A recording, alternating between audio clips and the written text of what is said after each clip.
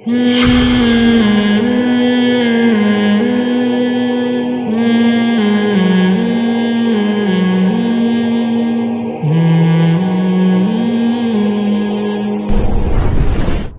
رحمۃ اللہ علیہ نا ساری زندگی ایک بات کہتے کہتے دنیا سے چلے گئے کہ مسلمان عبادت گزار ہو سکتا ہے،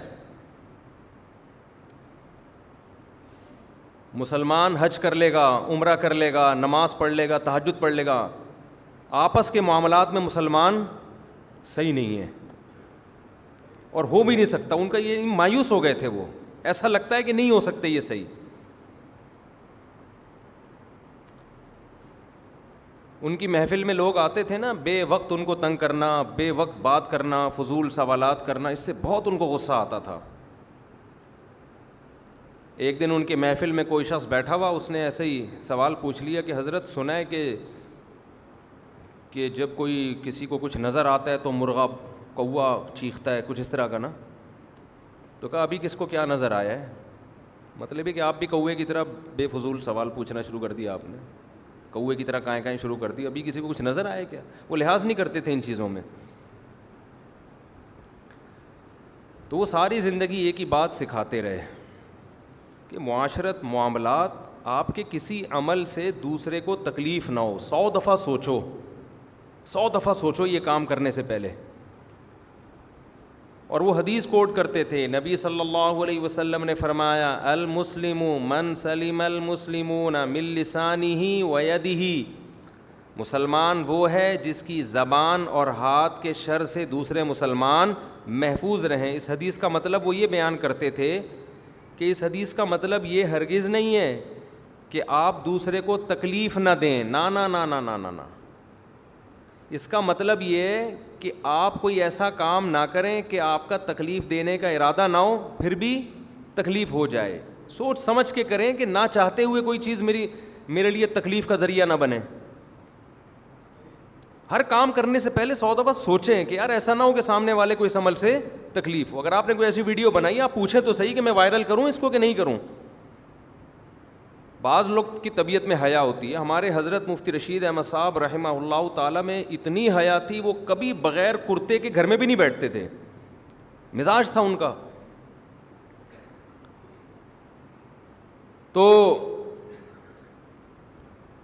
وہ ساری زندگی یہ بات کہتے کہتے دنیا سے چلے گئے کہ مسلمان اس چیز کا، آج گوروں میں ہے یہ چیزیں، انگریزوں میں ہے. ہمارے ایک دوست نے بتایا کہ میں جہاز میں سو رہا تھا، میری آنکھ لگ گئی، یعنی آنکھ لگ گئی، سو گئے وہ کہیں یو ایس اے میں یا کہیں یورپ کے کسی کنٹری میں. جہاز لینڈ کیا ہے تو یہ سو رہے ہیں پڑے ہوئے، خراٹے لے رہے ہیں. تو جہاز سارے اتر گئے، یہ پڑے ہوئے ہیں نا. یعنی جہاز کا عملہ آیا، ایکسکیوز می سر، بس اتنا بول رہا ہے. جب میں آنکھ نہیں کھلی، تھوڑا زور سے، تھوڑا اور زور سے، ہاتھ نہیں لگا رہے. سمجھ میں آ رہی ہے بات؟ ہاتھ نہیں لگا رہے. کیوں؟ غیر اخلاقی حرکت ہے. آپ کسی کی پرمیشن کے بغیر اس کی باڈی کو، آدمی ہے کوئی عورت نہیں ہے، کسی کی پرمیشن کے بغیر اس کی باڈی کو ٹچ کرنا غیر اخلاقی حرکت ہے یا نہیں ہے؟ ہمارے یہاں کیا ہوگا؟ بھائی جان اوئے اندھا ہے، بہرا ہے، پھر جا کے کر کے ہلائیں گے اس کو. ٹھیک ہے، میں شاید تھوڑا زیادہ مبالغہ کر رہا ہوں، لیکن اسٹائل دیکھو. ہوئے ہوئے کر کے بات کریں گے. میں اپنا لاہور کا واقعہ سناتا ہوں نا. میں روڈ کے کنارے جا رہا تھا، ایک صاحب بیٹھے ہوئے. اچھا میں تو آگے آگے دیکھ کے ہی جاؤں گا نا. اب انہوں نے بائک تھوڑی سی ٹکرا دی مجھے. غصہ مجھے آنا چاہیے تھا، ابے میں آگے جا رہا ہوں، تو پیچھے سے دیکھ. الٹا میرے اوپر برسنا شروع. اگے ہی اگے ویکھ رہا ہے، پچھوں ویکھدا ہی نہیں ہے. تو میں نے کہا پاگل ہے جو چلے گا آگے ویکھے گا پچھوں ہیں. جدھر کو جاؤں گا اتھے ہی ویکھوں گا نا.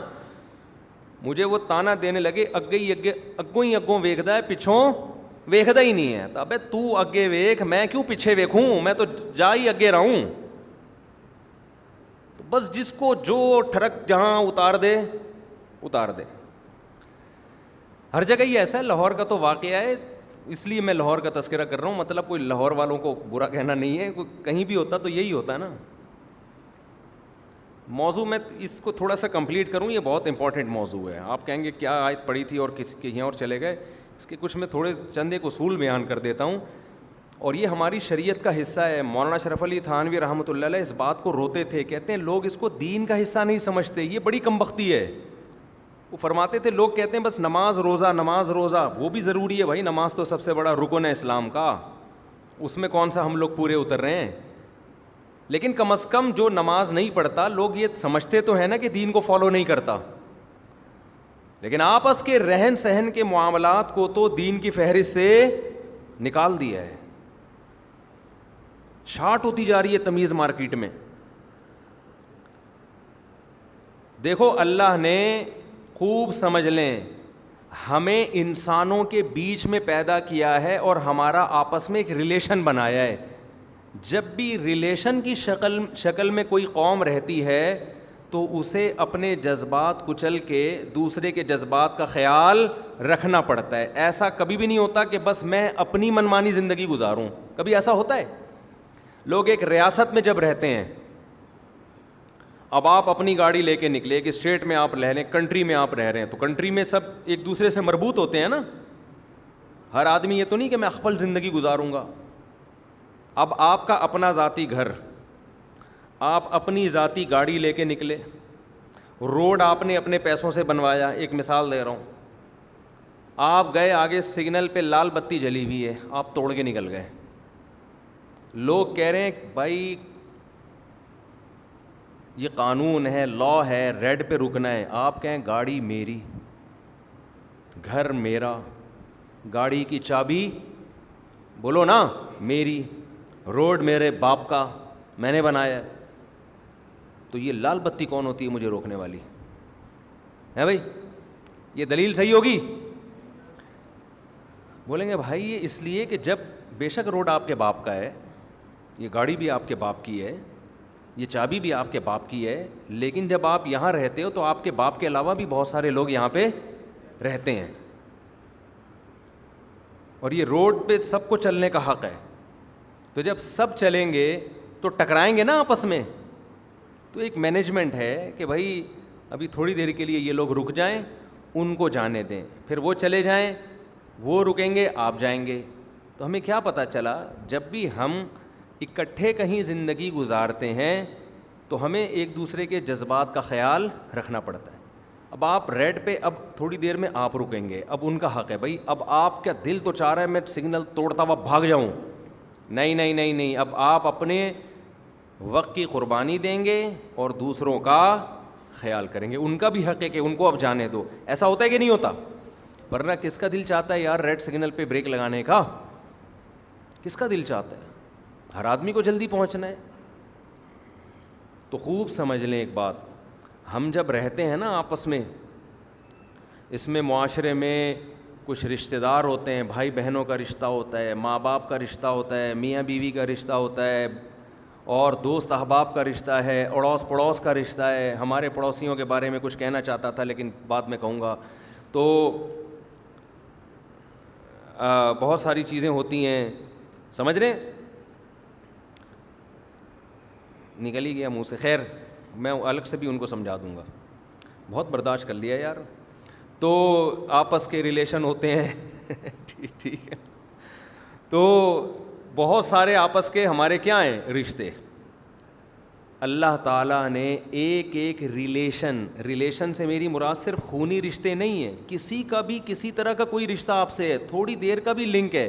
دیکھو کتنی زبردست آیت ہے 5ویں پارے کے شروع میں, آج پڑھیں آپ, وَاعْبُدُوا اللَّهَ وَلَا تُشْرِكُوا بِهِ شَيْئًا وَبِالْوَالِدَيْنِ إِحْسَانًا وَبِذِي الْقُرْبَى وَالْيَتَامَى وَالْمَسَاكِينِ وَالْجَارِ ذِي الْقُرْبَى وَالْجَارِ الْجُنُبِ وَالصَّاحِبِ بِالْجَنبِ وَابْنِ السَّبِيلِ وَمَا مَلَكَتْ أَيْمَانُكُمْ. کیا کوئی ایک ریلیشن ایسا نہیں ہے جو اللہ نے اس آیت میں بیان نہ کیا ہو.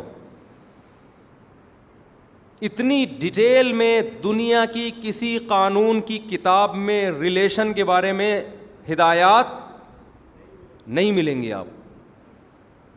اسلام نام ہی پتہ ہے کس چیز کا ہے؟ اپنے رشتوں کو نبھانے کا نام ہے.